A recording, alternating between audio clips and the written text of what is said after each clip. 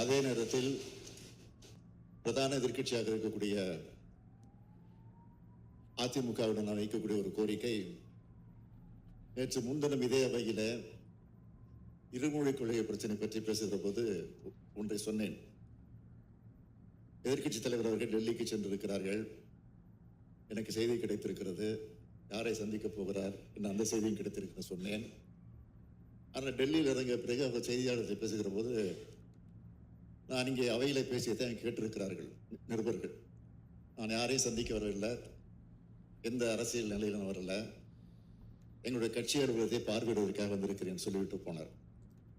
அதற்கு பிறகு மாலையிலே பார்த்தால் ஒரு காரில் ஏறி புறப்பட்டிருக்கிறார், இன்னொரு காரில் மாறி ஏறி, இன்னொரு காரில் மாறி ஏறி உள்துறை அமைச்சரை போய் சந்தித்திருக்கிறார்.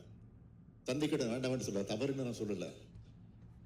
ஆனால் அதே நேரத்தில் அங்கே போய் தமிழ்நாட்டுக்கு வேண்டிய உரிமையை நான் கேட்டிருக்கிறேன், இருமொழி கொள்கையை பற்றி நான் பேசியிருக்கிறேன் என்று நிருபரத்தில் சொல்லியிருக்கிறார். சென்னையில் வந்து இறங்கிய பிறகு அதற்காக நான் உள்ளபடியே இந்த அவையின் சார்பில் அவருக்கு நன்றி தெரிவித்துக் கொள்கிறேன். நன்றி தெரிவிக்க அதே நேரத்தில்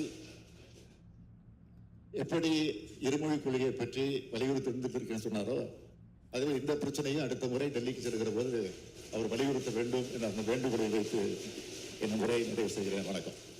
முதலமைச்சர் அவர்களின் தீர்மானம் பேரவையின் முடிவுக்கு விடப்படுகிறது.